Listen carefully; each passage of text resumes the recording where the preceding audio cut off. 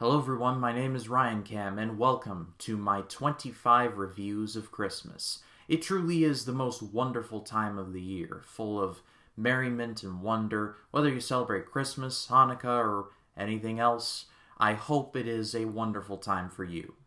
And throughout the month of December, from December 1 to December 25, I'm going to be covering 25 Christmas movies, and for this time around, I'm going to be sticking to unadulterated Christmas movies. I'm going to leave your Die Hards, your Lethal Weapons, kind of off to the sidelines here. These are just true blue, can't be mistaken for anything else Christmas movies I'm going to be talking about. Some are going to be favorites, some are going to be kind of obscure, and some might be a mix of the two, who knows. But it's going to be a lot of fun, and I hope that you're all on the journey with me. So, with that out of the way, let's dive in. First up is Christmas in Connecticut, and when it comes to the first Christmas movie ever made, I looked high and low for it, and everything pointed me in the direction of Christmas in Connecticut. So I'm not sure if this is the first Christmas movie ever made, but according to IMDb and other places, it is certainly one of them, and figured that's as good a place to start as any. It tells the story of a woman named Elizabeth Lane, played by Barbara Stanwyck.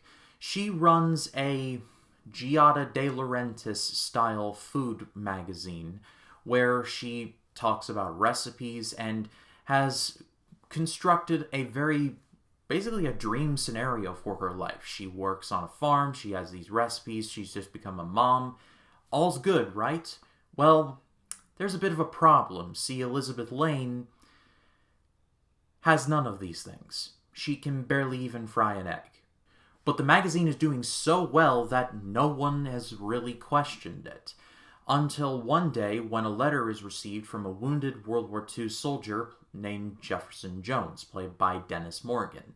He has become so smitten with Elizabeth Lane that he wants to meet her. And the magazine's editor, played by Sidney Greenstreet, says, "You know what? Let's make this happen." And so the entire movie is just essentially attempting to create a facade of neatness, if you will. I had never even heard of this movie when I was doing research for this, and so I was excited to check it out. And I don't necessarily think this movie is perfect, but I did get a kick out of it. Barbara Stanwyck acted in either film or television for just about 60 years, which is crazy to think about. And she was the best part of this movie. You can tell that she's not exactly a bad person for creating a food magazine that she has no idea what to do with in a kitchen, but her heart is in the right place, if you will. At least enough to bend over backwards to try and create a fake scenario to impress this soldier. Dennis Morgan is really good in this too. Not only can he play a mean piano, but you really feel sorry for him because, well, he's a survivor of World War II. I mean, the first place you see him is in a life raft with a fellow soldier. I mean, sympathy points right there. Sidney Greenstreet is predictably great.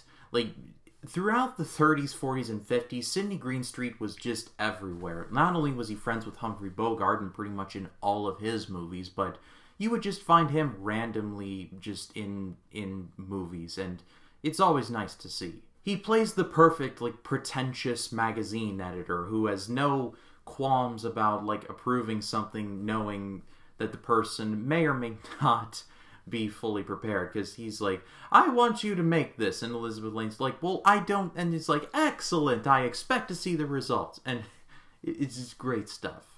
I guess there was a part of me that felt like there was something missing while watching this. In my review on my Twitter, I said that this movie felt like a Billy Wilder movie, and that Billy Wilder has a style of just building things on top of themselves until they all just go tumbling down. This feels perfect for a Billy Wilder scenario. At the end of the day, I do believe that Christmas in Connecticut has to be considered up there with best, older Christmas movies. You got It's a Wonderful Life, White Christmas, Holiday Inn, and Christmas in Connecticut. And speaking of It's a Wonderful Life, that's up next, so stay tuned.